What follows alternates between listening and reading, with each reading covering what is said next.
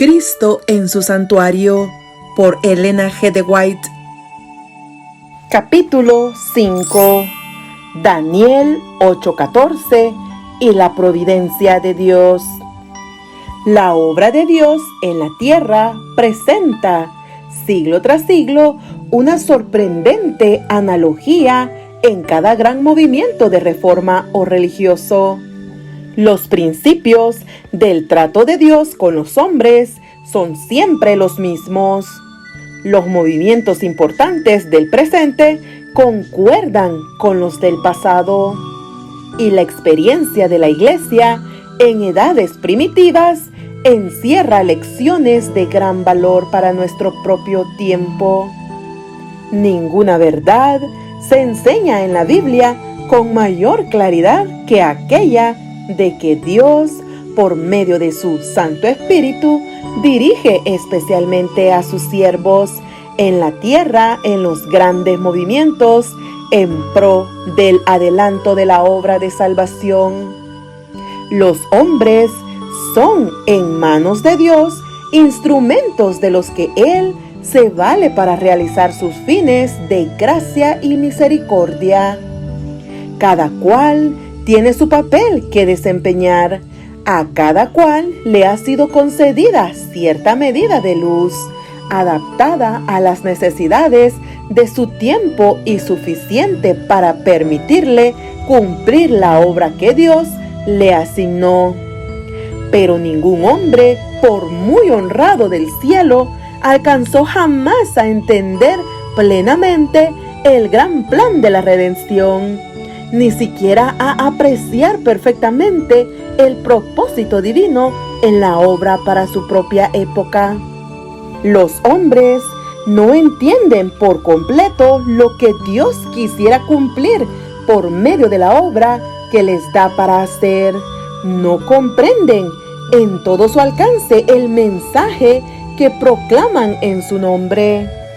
Ni siquiera los profetas, que fueron favorecidos por la iluminación especial del Espíritu, comprendieron plenamente la importancia de las revelaciones que les fueron confiadas.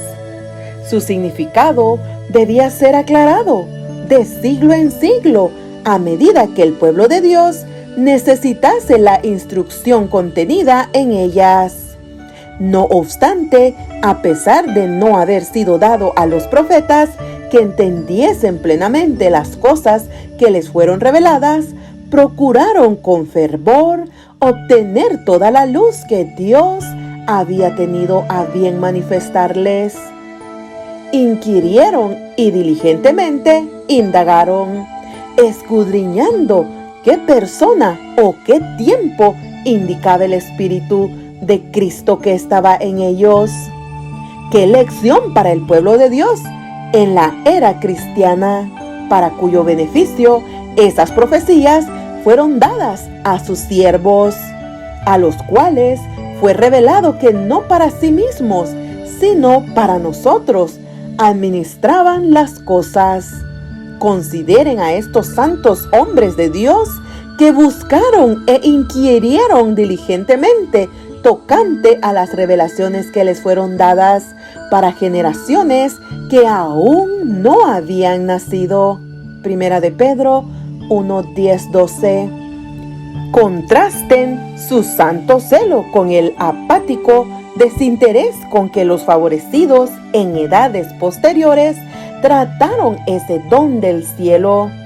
¡Qué censura contra la indiferencia amante de la comodidad y de la mundanalidad, que se contenta con declarar que no se puede entender las profecías! La experiencia de los apóstoles constituye una lección objetiva. Aunque la mente finita de los hombres es inadecuada para penetrar en los consejos del infinito o para entender plenamente el desarrollo de sus propósitos, que ellos comprendan tan nebulosamente los mensajes del cielo, se debe con frecuencia a algún error o negligencia de su parte. A menudo la mente de la gente y hasta los de los siervos de Dios está tan cegada por las opiniones humanas, las tradiciones y las falsas enseñanzas de los hombres, que solo son capaces de captar parcialmente las grandes cosas que Dios ha revelado en su palabra. Así les pasó a los discípulos de Cristo, aun cuando el mismo Señor estaba con ellos en persona.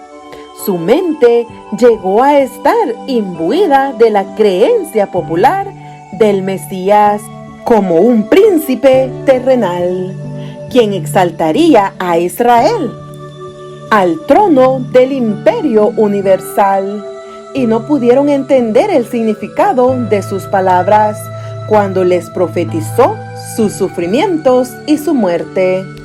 Cristo mismo los envió con el mensaje: el tiempo se ha cumplido y el reino de Dios se ha acercado.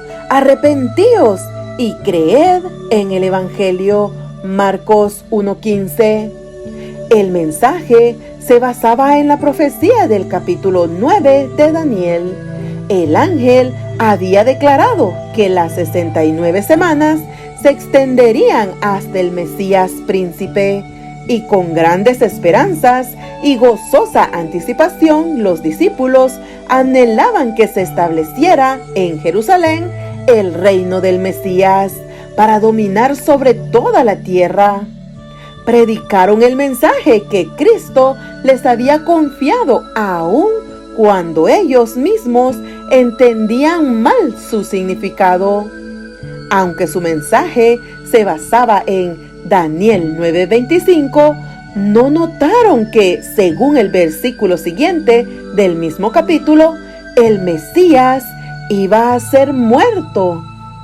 Desde su más tierna edad, la esperanza de su corazón se había cifrado en la gloria anticipada de un futuro imperio terrenal, y eso cegaba su entendimiento con respecto tanto a las especificaciones de la profecía como a las palabras de Cristo. Cumplieron su deber en presentar a la nación judía la invitación de misericordia, y luego, en el mismo momento en que esperaban ver a su Señor ascender al trono de David, lo contemplaron arrestado como un malhechor, azotado, ridiculizado, condenado y elevado en la cruz del Calvario. ¡Qué desesperación y angustia desgarró el corazón de esos discípulos durante los días en que su Señor dormía en la tumba! Cristo había venido al tiempo exacto y en la manera que predijera la profecía. El testimonio de las Escrituras se había cumplido en cada detalle de su ministerio. Había predicado el mensaje de salvación y hablaba con autoridad. Lucas 4:32. Los corazones de sus oyentes habían atestiguado que el mensaje venía del cielo. La palabra y el Espíritu de Dios confirmaban el carácter divino de la misión de su Hijo. Lo anunciado por los discípulos en nombre de su Señor era correcto en cada detalle, y los eventos predichos estaban realizándose en ese mismo momento. El mensaje de ellos había sido: el tiempo se ha cumplido y el reino de Dios se ha acercado. Al expiar el tiempo, las 69 semanas de Daniel 9, que debían extenderse hasta el Mesías, el ungido, Cristo, había recibido la unción del Espíritu después de haber sido bautizado por Juan el Bautista en el Jordán, y el reino de Dios, que habían declarado estar próximo, fue establecido por la muerte de Cristo. Este reino no era un imperio terrenal como se les había enseñado a creer.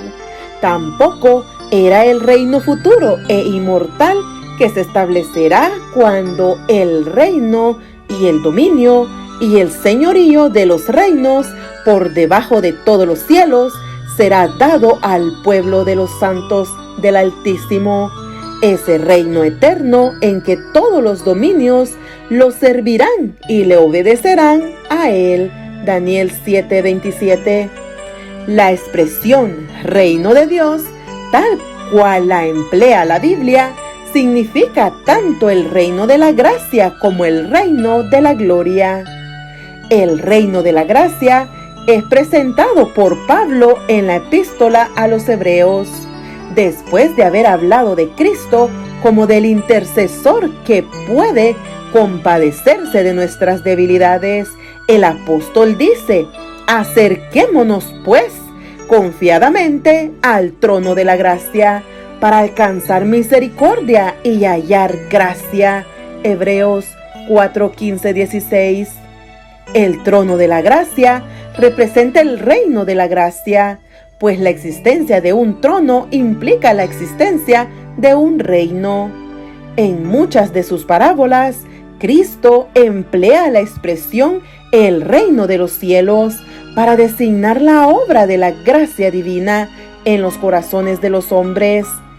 Asimismo, el trono de la gloria representa el reino de la gloria, y a este reino se referían las palabras del Salvador: cuando el Hijo del Hombre venga en su gloria y todos los santos ángeles con él, entonces se sentará en su trono de gloria y serán reunidas delante de él todas las naciones.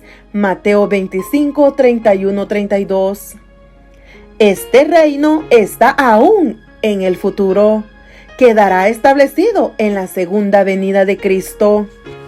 El reino de la gracia fue instituido inmediatamente después de la caída del hombre, cuando se delineó un plan para la redención de la raza culpable.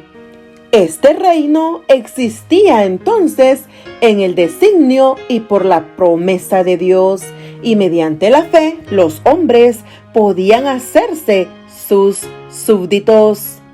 Sin embargo, no fue establecido en realidad hasta la muerte de Cristo, aún después de iniciada su misión terrenal.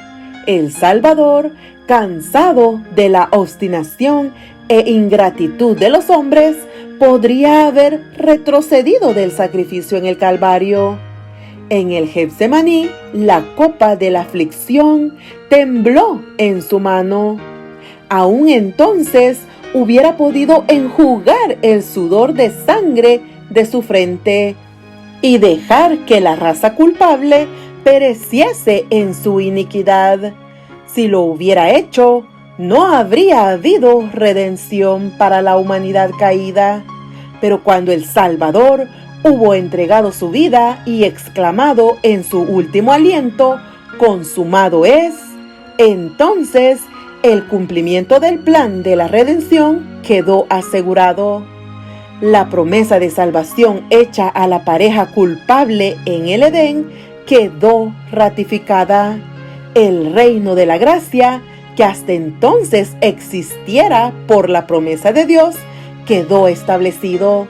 Así, la muerte de Cristo, el conocimiento mismo que los discípulos habían considerado como la destrucción final de sus esperanzas, fue lo que las aseguró para siempre. Si bien es verdad que esa misma muerte les había producido un chasco cruel, no dejaba de ser la prueba suprema de que su creencia había sido la correcta. El evento que los había llenado de tristeza y desesperación fue lo que abrió la puerta de la esperanza para todos los hijos de Adán, y en la cual se centraban la vida futura y la felicidad eterna de todos los fieles hijos de Dios en todas las edades. Después de su resurrección, Jesús apareció a sus discípulos en el camino de Emaús, y comenzando desde Moisés y todos los profetas, les iba interpretando en todas las escrituras las cosas referentes a él mismo. Lucas 24:27. el corazón de los discípulos se conmovió, su fe se reavivó, fueron reengendrados para una esperanza viva, aún antes que Jesús se revelase a ellos. Primera de Pedro 1:3.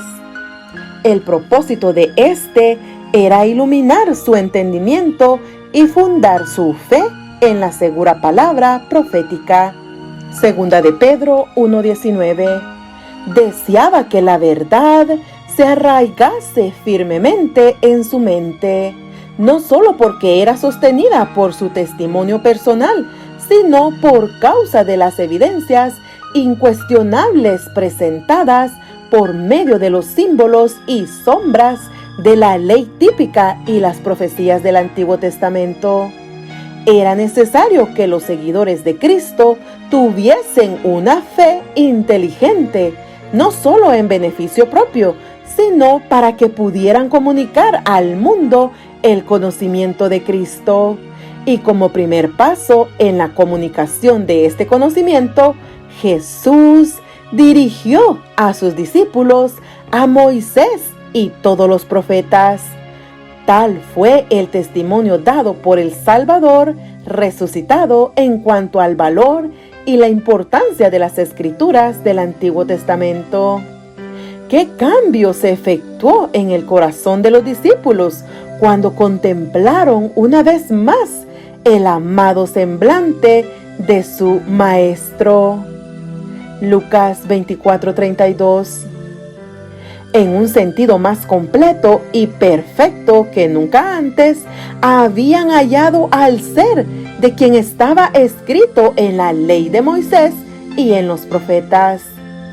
La incertidumbre, la angustia, la desesperación dejaron lugar a la seguridad perfecta, a la fe despejada. Es sorprendente que después de su ascensión, ellos estuviesen siempre en el templo, alabando y bendiciendo a Dios. La gente que solo sabía de la muerte ignominiosa del Salvador, los miraba para descubrir en sus semblantes una expresión de dolor, confusión y derrota, pero solo veía en ellos alegría y triunfo. ¡Qué preparación la que habían recibido para la obra que se les esperaba! La lección de 1844.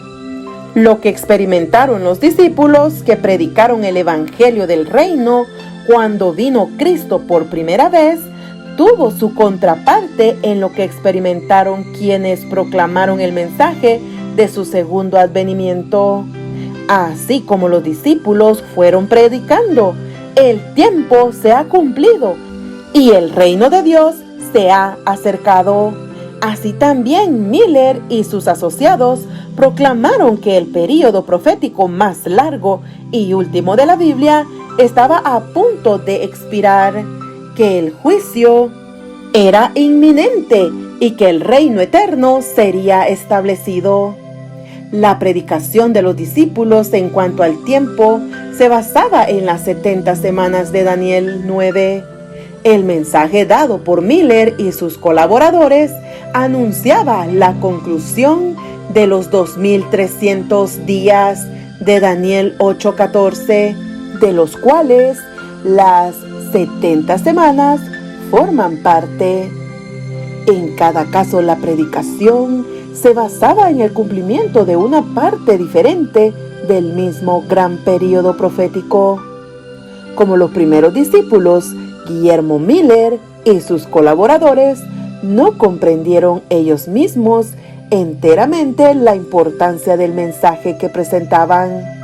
Los errores que desde hacía largo tiempo se habían establecido en la iglesia les impidieron arribar a una correcta interpretación de un punto importante de la profecía. Por tanto, si bien proclamaron el mensaje que Dios les había confiado para que lo diesen al mundo, sufrieron un desengaño debido a una interpretación equivocada de su significado. Al explicar Daniel 8:14, hasta 2300 tardes y mañanas, y luego el santuario será purificado. Miller, como ya lo hemos dicho, adoptó la creencia general de que la tierra es el santuario y creyó que la purificación del santuario representaba la purificación de la tierra por el fuego a la venida del Señor. Por consiguiente, cuando encontró que el fin de los 2300 días estaba predicho con precisión, sacó la conclusión de que eso revelaba el tiempo de la segunda venida. Su error provenía de que había aceptado la creencia popular relativa a lo que constituye el santuario. En el sistema típico, que era una sombra del sacrificio y el sacerdocio de Cristo, la purificación del santuario era el último servicio efectuado por el sumo sacerdote en el ciclo anual de su ministerio. Era el acto final de la obra de expiación, una remoción o un quitar el pecado de Israel. Prefiguraba la obra final en el ministerio de nuestro sumo sacerdote en el cielo, en la remoción o el borrado de los pecados de su pueblo, los cuales están registrados en los libros celestiales. Este servicio involucra una obra de investigación, una obra de juicio y precede inmediatamente la venida de Cristo en las nubes del cielo con gran poder y gloria. Pues cuando Él venga, la causa de cada uno habrá sido juzgada. Jesús dice: yo vengo y mi galardón conmigo para recompensar a cada uno según sea su obra. Apocalipsis 22:12. Esa obra de juicio que precede inmediatamente al segundo advenimiento es la que se anuncia en el primer mensaje angélico de Apocalipsis 14:7. Temed a Dios y dadle gloria, porque ha llegado la hora de su juicio. Los que proclamaron esta advertencia dieron el mensaje correcto en el tiempo correcto.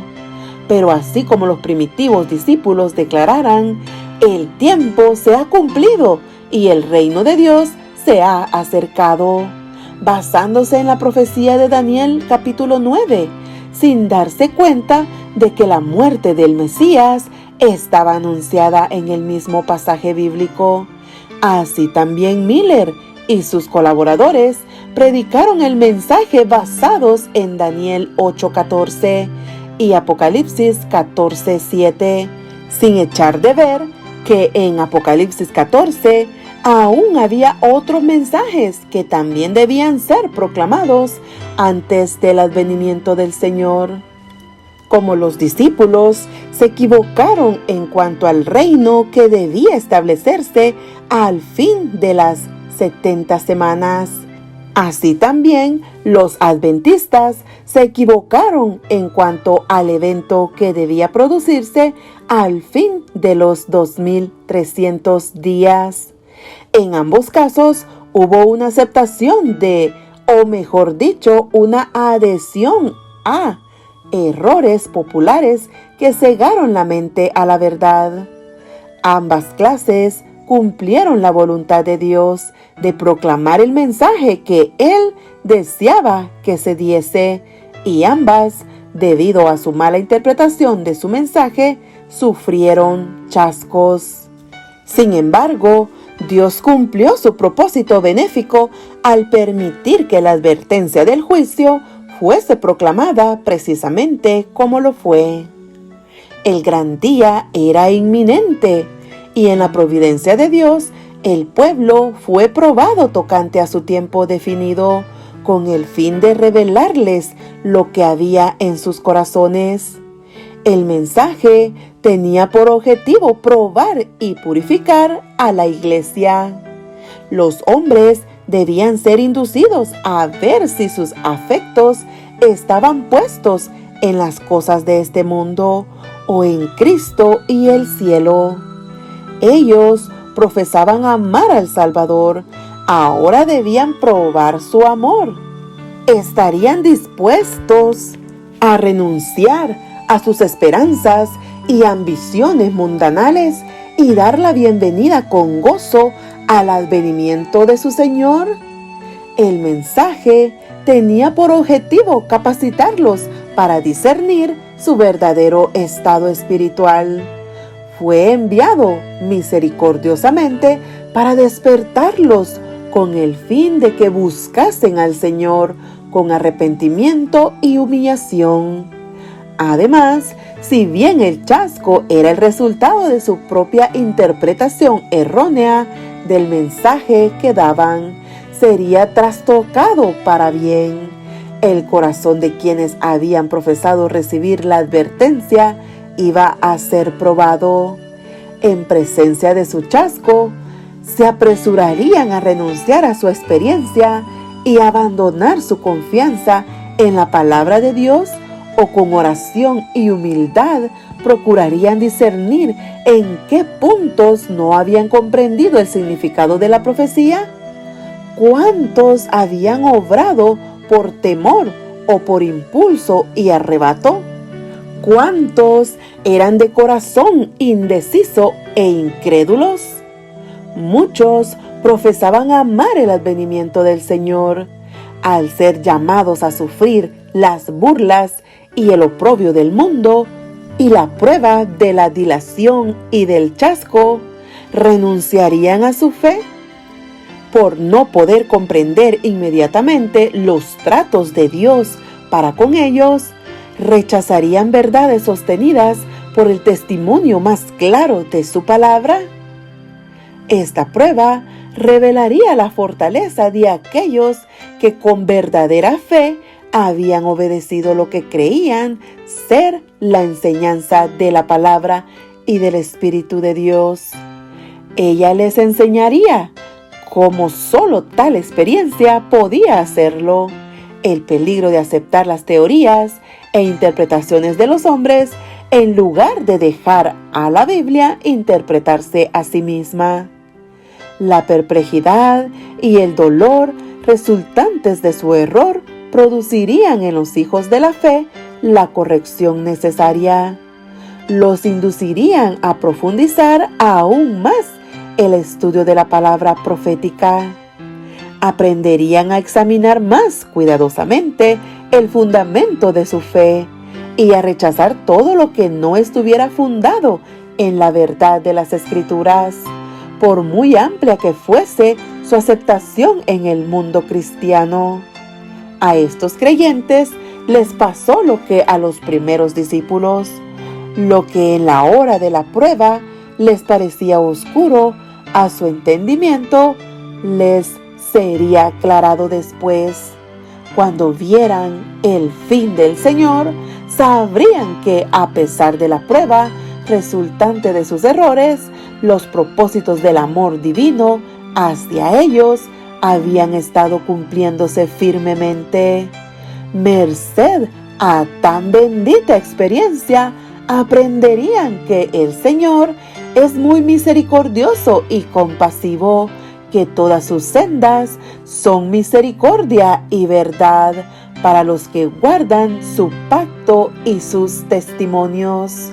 Santiago 5:11, Salmo 25:10.